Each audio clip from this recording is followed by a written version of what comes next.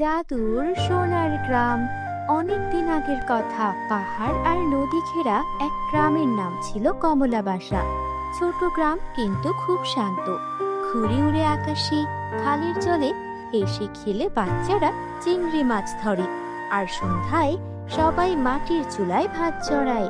গ্রামের মোড়ল ছিল খুবই ধনবান, কিন্তু গরিবদের তেমন ভালো চোখে দেখতো না।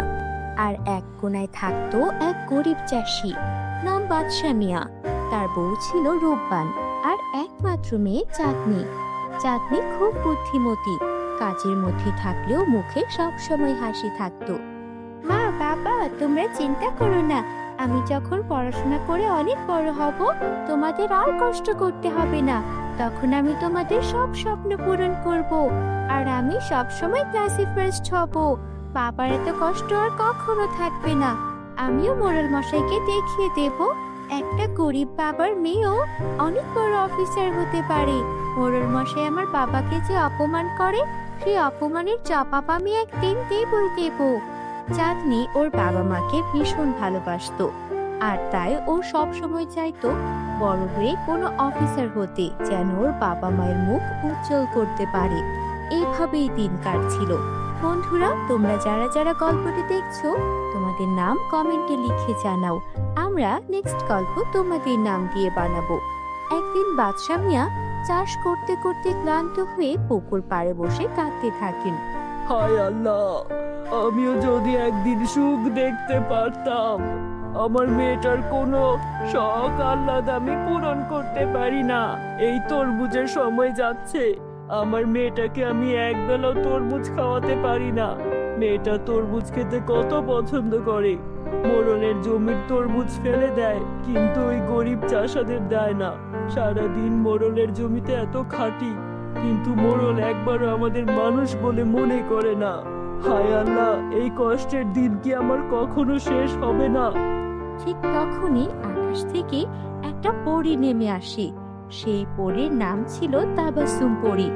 পরী তখন চাষির সামনে এসে বলে, চাষি ভাই, তুমি অনেক কষ্ট করো, তাই আমি তোমাকে একটা জাদুর বরদান দেব। কি বরদান পরিমা?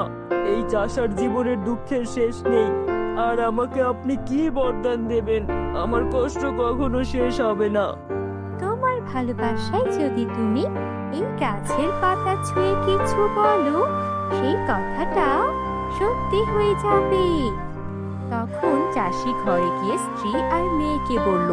সবাই মিলে গাছের পাতা ছুঁয়ে বলল, আমাদের গ্রামের সবাই যেন সুখে থাকে, আর আমাদের মাঠ যেন সোনায় ভরে যায়। আমাদের সবার মাঠে মাঠে যেন সোনা ফলে। পরদিন সকালে গোটা গ্রাম অবাক হয়ে গেল। ধানের শীষগুলো সোনার হয়ে গেছে, পুকুরের মাছগুলো সোনার হয়ে গেছে, ঘরের চাল সোনার মতো ঝকঝক করছে। গ্রামের লোকজন বলা বলি করতে লাগলো, এ কি হলো? আমাদের পুরো গ্রাম সোনার কি করে হয়ে গেল? আমাদের ভাঙা টিনের চালের ঘরটাও সোনার ঘর হয়ে গেছে। যাই দেখি সব সোনার কি করে হয়ে গেল? আমাদের নারিকেল গাছের ডাবগুলো সোনার হয়ে গেছে। এ কি চমৎকার ঘটলো! মোড়লও তাই দেখলো।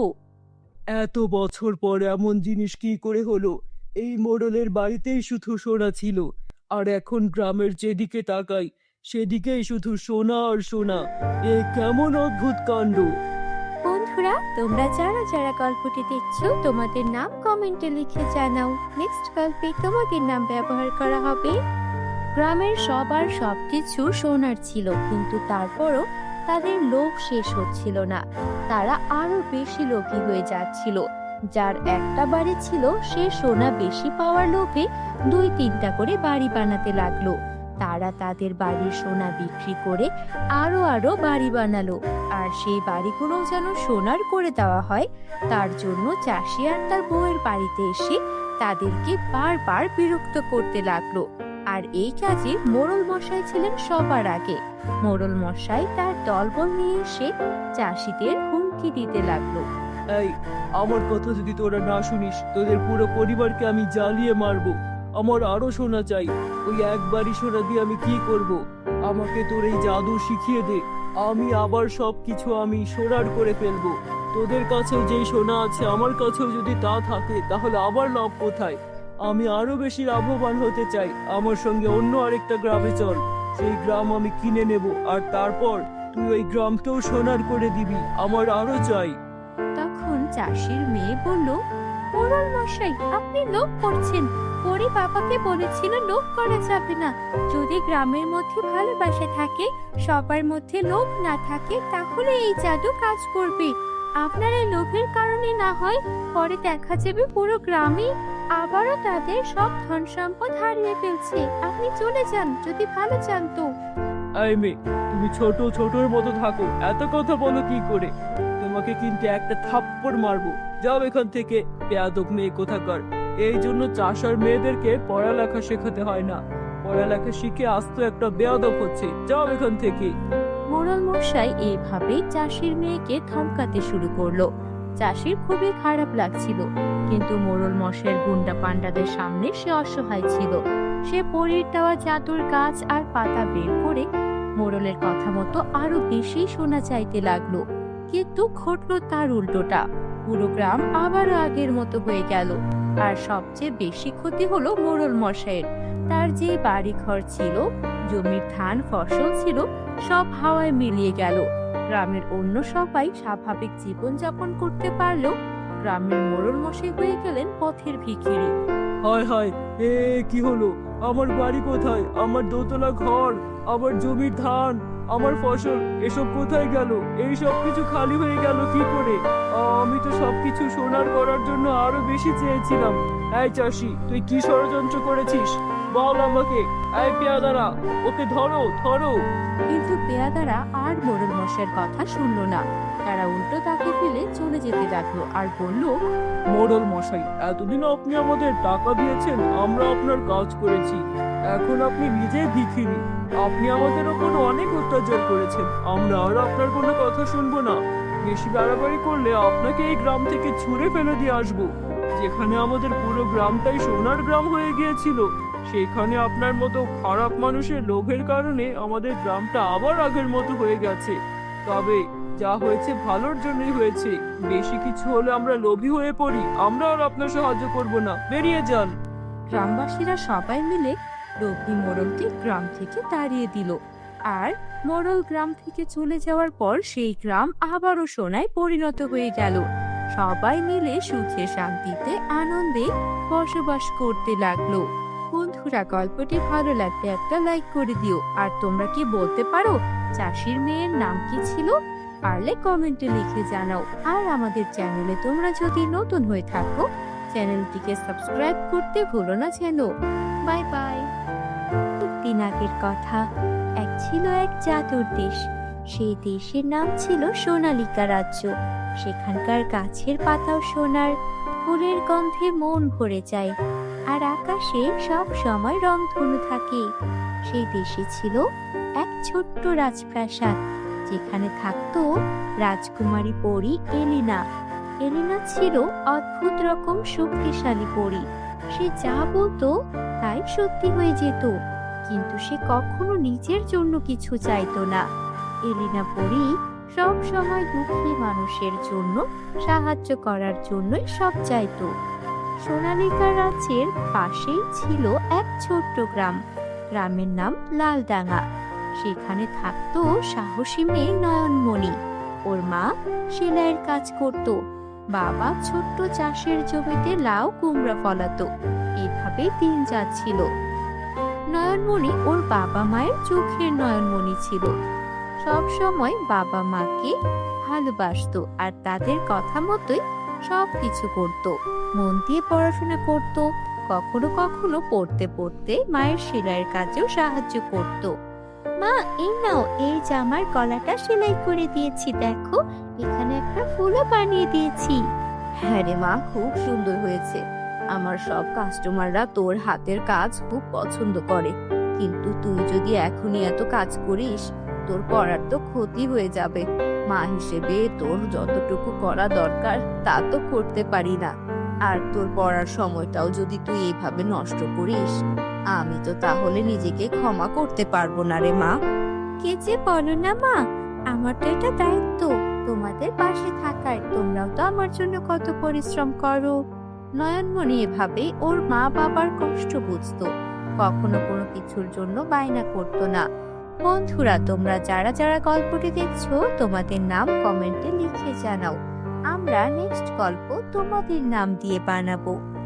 একদিন লাল ডাঙার ওপর বড় বিপদ এলো।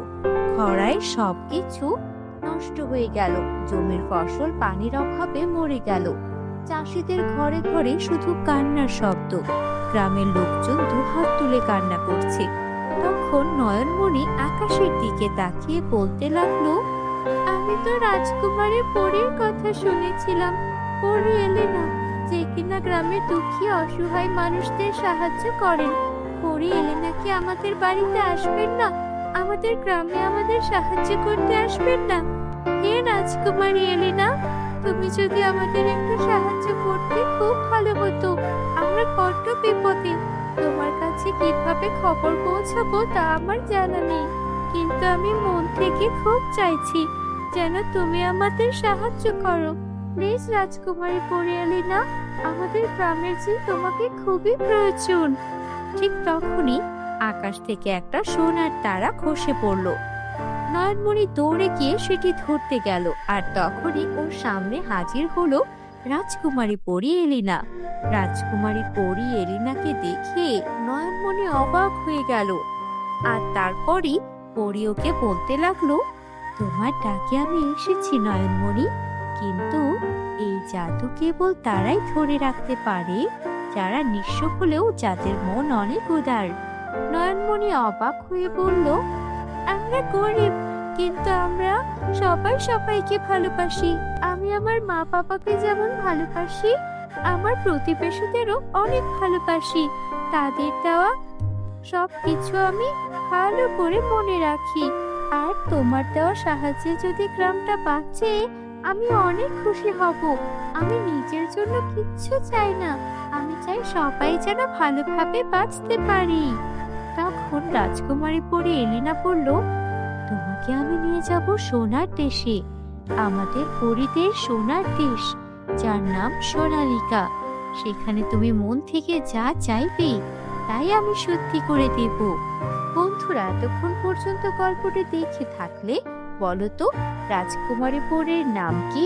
কমেন্টে ঝটপট লিখে ফেলো। সোনালিকা গিয়ে নয়নমণিকে দেখাতে লাগলো তাদের সোনালিকা রাজ্য। বাতাসে সুর বাজে, রাস্তায় জাদুর ফুল ফোটে, পাখিরাও সেখানে কথা বলে। একটা পাখি তখন নয়নমণিকে ওয়েলকাম জানাতে লাগলো। ওয়েলকাম নয়নমণি, ওয়েলকাম। এলিনা এইসব কিছু দেখে তারপর নয়নমণিকেও দেখাচ্ছিল। নয়নমণি সবকিছু দেখে অবাক হয়ে যাচ্ছিল। তখন এলিনা নয়নমণিকে এক বিশেষ জাদুর সোনার দানা দিল আর বলল, শোনো নয়নমণি, যেখানে এই দানা ছেটাবে সেখানেই খাবার জন্মাবে, আর সেই খাবার খেলে সবার রোগ সেরে যাবে, সবাই খুশি হবে। নয়নমণি দানা নিয়ে গ্রামে ফিরে এলো, মাটিতে ছেটালো। যেই গ্রামের যেই ফসলগুলো নষ্ট হয়ে গিয়েছিল সেখানে দানাগুলো ছেটাতেই সেই জমিগুলোতে ধান গম একসঙ্গে হতে লাগলো। এমন অদ্ভুত কাণ্ড দেখে সবাই অবাক হয়ে গেল। গ্রামের মানুষজন এমন কাণ্ড দেখে নয়নমণির অনেক প্রশংসা করতে লাগলো। মোড়ল বলল, এই মেয়ে তো আমাদের গ্রামের রত্ন, আমাদের গ্রামের কথা কত ভেবেছে। আমি মোড়ল হয়েও যা এতদিনে করতে পারিনি, এই মেয়ে তা করে দেখিয়েছে। নয়নমণি আমাদের গ্রামের জন্য সত্যি আশীর্বাদ। কিছুদিন পর রাজকুমারী পরী এলিনা আবার এলো আর বলল, তুমি প্রমাণ করেছো আসল সোনা মনেই থাকে, কখনোই নয়। তুমি নিজের জন্য সব বীজগুলো রেখে দিতে পারতে, কিন্তু তুমি এটা না করে পুরো গ্রামের সবার উপকার করতে, সবার ক্ষেতেই সেই বীজগুলো ছড়িয়ে দিয়েছো। আর সেই জাদুর বীজ থেকে সবার ক্ষেতেই ফসল হয়েছে। এতে করে তুমি তোমার ভবিষ্যতের জন্য কাজ করেছো, গ্রামের অন্যান্য মানুষের জন্য কাজ করেছো। সত্যি তোমাকে যত দেখছি তত মুগ্ধ হয়ে যাচ্ছি। রাজকুমারী পরী এলিনা এভাবে নয়নমণির সঙ্গে কথা বলছিল। নয়নমণিও তার সঙ্গে অনেক আনন্দ করছিল। এইভাবে সময় যেতে থাকে। সেই জাদুর দানা থেকে যেই খাবার হতো, সেই খাবার খেলে রোগগুলো অনেক কঠিন হলেও তা সেরে যেত। গ্রামের সবাই অনেক খুশি ছিল। কিন্তু এদিকে সেই জাদুর দানা থেকে এত এত ফসল এমনি এমনি হওয়ার কারণে গ্রামের মানুষজন অলস হতে শুরু করলো। তারা আর আগের মতো কাজও করছিল না। বসে থেকে থেকে তারাও অনেক বেশি অলস হয়ে যাচ্ছিল। তাই নয়নমণি ভাবলো এইবার সবার জাদু তুলে নেবে। তাই সে পরীর সাহায্যে একটা মন্ত্র পাঠ করলো, আর সবার ফসল উধাও হয়ে গেল। সবাই তখন নয়নমণির কাছে এসে বলতে লাগলো, কি ব্যাপার নয়নমণি, তুমি যেই জাদুর দানা দিয়েছিলে সেই দানা থেকে তো আমাদের জমিতে অনেক ফসল হয়েছিল। এক জমিতে ধান, গম, ইক্ষু কোনো কিছুরই কোনো কমতি ছিল না। তাহলে এখন কি হয়েছে? আসলে এখন তেমন কিছু হয়নি, শুধু আমি আমার জাদুর সাহায্যে এটাকে বন্ধ করেছি, যেন আমার সবার পরিবারের মানুষ অলস হয়ে যেতে না পারে। আমি প্রতি বছর একবার করে এই জাদুর দানা আপনাদের ছিটিয়ে দেব। বাকি সময় আপনাদের কাজ করতে হবে। গ্রামবাসীরাও রাজি ছিল, আর এভাবে নয়নমণি ওর বুদ্ধি দিয়ে গ্রামবাসীকে অলস হওয়ার হাত থেকেও বাঁচালো, আর সবার পাশেও দাঁড়ালো। বন্ধুরা, গল্পটি ভালো লাগলে একটা লাইক করে দিও। আমাদের চ্যানেলে নতুন হয়ে থাকলে চ্যানেলটিকে সাবস্ক্রাইব করতে ভুলো না যেন।